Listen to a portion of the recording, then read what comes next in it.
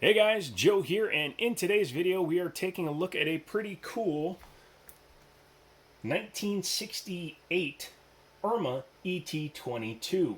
One thing you're going to notice today is this is a one-take video. I do them quite frequently, mainly because it's a lot easier than editing, and secondarily because I tend to rip my systems apart quite frequently.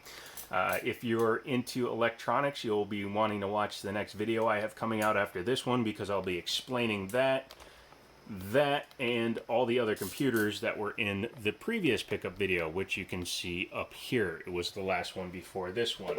This video is on a firearm, and one thing before we get going into it, while I'm safety checking it, drop the mag, open the toggle. You have to hold it open because it's a Luger. You can see there's nothing in it.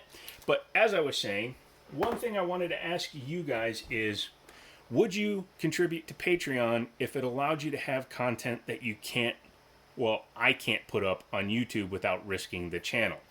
And I don't mean anything stupid or dangerous like shooting playing cards out of a monkey's mouth from 300 yards while blindfolded and jumping up and down on a beach ball. No, what I mean is how to modify things to do things that are completely legal, but they're frowned upon by YouTube's algorithm when it comes to modifying a firearm. I totally get it. I understand it. Kids watch this stuff, and you don't want them really screwing with stuff like that.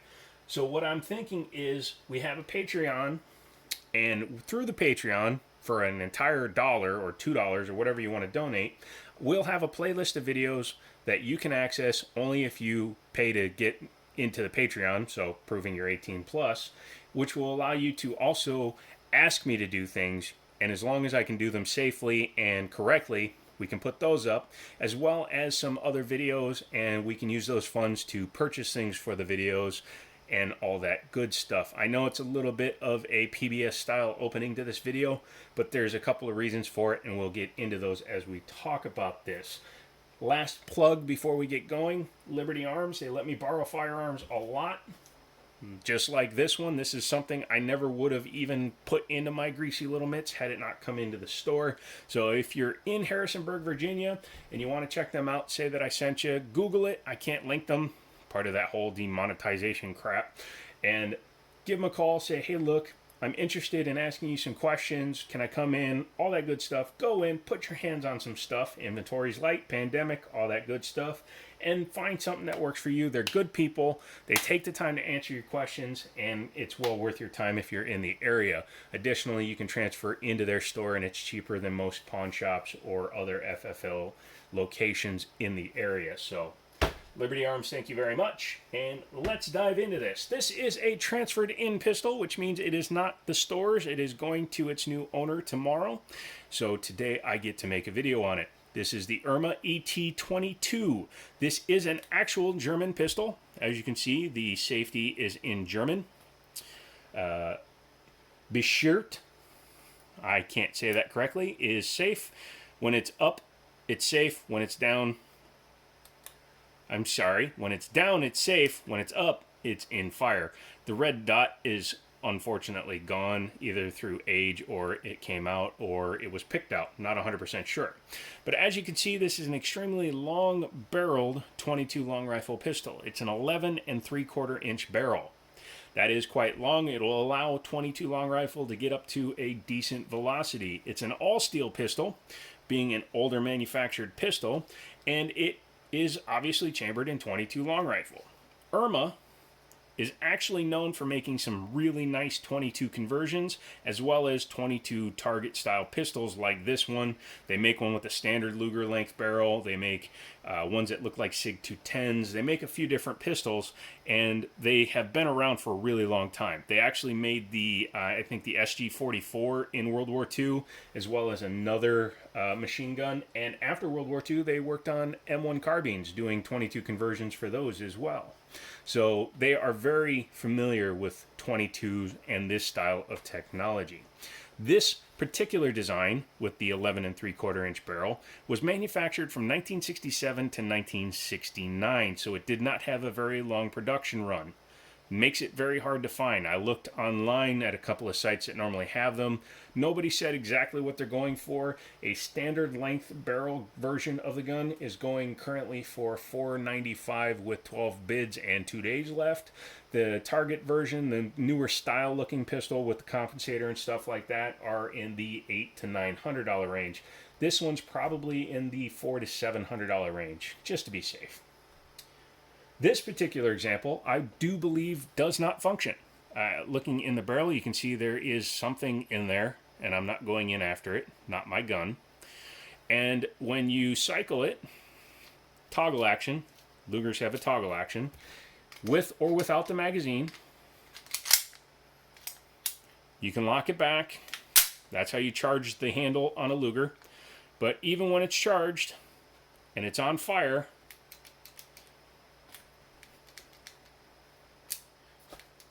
this firearm does not function. I'm assuming it was purchased that way. I don't know. I'm not messing with this gun. Normally I would take apart one of these firearms. I'm not going to do that with this one. I don't know it. I don't know how to put it back together once I take it apart. I know I can figure it out. I'm very apt at disassembling and repairing firearms, but I don't want to do it on something that may have been purchased in this condition on purpose. So I will leave it to the buyer to decide what they're going to do. Overall, though, it appears to be as they were manufactured. This style wood grip, this style wood grip. This grip looks like it's new compared to the wood, and especially the grip on this side. I'm assuming this was added later. This is a Target style grip on this side, and this is a standard German GI style, I guess you would call it, grip. This is a very nice piece of wood up here, and it allows you to hold it, which gives you a better sight picture.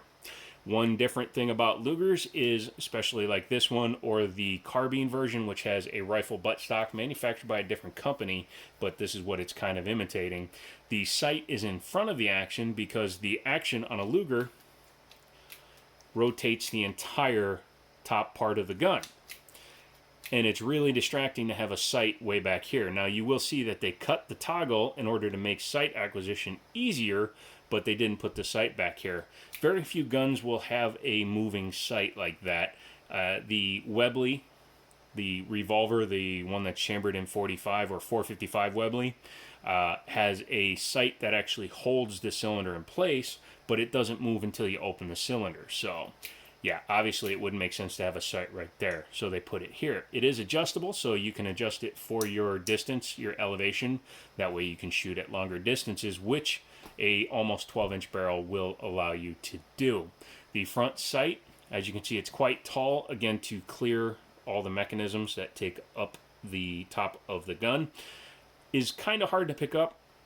It's easier when I'm not trying to do it on camera. Right now I'm doing it off the edge of the camera, and I've picked up the picture pretty easily. But as you can see, it takes a bit of manipulation and a lot of practice. I'm sure once you get used to it, you can be pretty proficient with it, and I would actually take a little bit of white paint or white out or something and mark that front sight, and I think that would make all the difference in the world. I've seen some shooting videos on these things. Obviously, being 22 long rifle and a long barrel, there is no real kick to speak of, and being that it's an all steel gun, it has plenty of weight to it, so you won't be feeling any kind of kickback, as it were, especially since the barrel doesn't move, only the action moves. It's more of a bolt style. It will be a pretty stable shooter.